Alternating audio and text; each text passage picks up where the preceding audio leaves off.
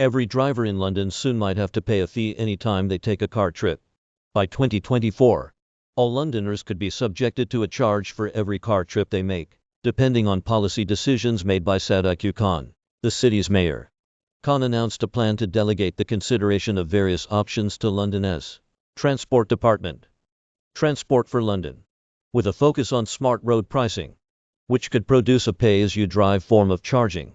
The action would represent a further push by the mayor's office to meet net zero goals, and act as a nudge for Londoners to walk, cycle, or use public transport to help reduce emissions and pollution. The announcement follows a City Hall Commission report, which found that in order to fulfill the zero carbon emissions target by 2030, the British capital still needs to drive down car journeys by 27%. Khan has already taken steps to mitigate transport emissions, notably with the ultra-low emission zone, whereby the city charges £12.50 to owners of the most polluting vehicles driving in inner London. In the month after Khan expanded ULEZ from central London to inner London in October 2021, non-compliant vehicles present in the zone on weekdays decreased by 37%. Another option is to enact a clean air charge for each journey taken in a petrol or diesel car, harnessing smart technology. The hope is that this could generate a suitable price based on such factors as distance traveled, time of day, type of vehicle, and public transport alternatives for the route taken. The current thinking is the charge could be up to £2. That is the sort of ballpark we are talking about, so it's cheaper to jump on a bus than it is to jump in your car, Khan said at a press briefing. A third option could be combining both the ULEZ expansion and clean air charges. The final option is to set a levy of £3.50 to £5.50 per day for out-of-towners driving into Greater London from elsewhere in the country.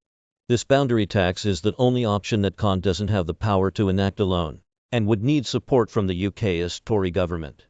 Transport Secretary Grant Shapps has previously opposed this, saying it unduly punishes people living in nearby suburbs who may regularly enter the boundary to visit relatives. The mayor is also receiving pushback from critics, including the RAC, one of Britain's major roadside assistance companies, which released a statement decrying the idea for being financially hard on people who rely on driving to and from work, especially on carers, tradespeople, and nighttime economy staff, though Khan's office has said there would be exceptions for disabled and low-income Londoners. The proposal has gained praise from proponents, including Rosamund Adoo-Kissi-Debrah, mother of Ella Adoo-Kissi-Debrah, who died at age 9 from pollution in South London, which prompted new investigations into the health risks of pollution in the capital. Also, the chairman of C40 Cities, a group of nearly 100 world mayors combating the climate crisis, has led a charge on emissions in his city, and aims to focus squarely on transport versus other sectors, given its disproportionate contributions. Car use in London has now climbed back to its pre-pandemic levels, and while workplace and household emissions decreased by about 60% and 40%, respectively, between 2000 and 2018, transport emissions fell only by 7%.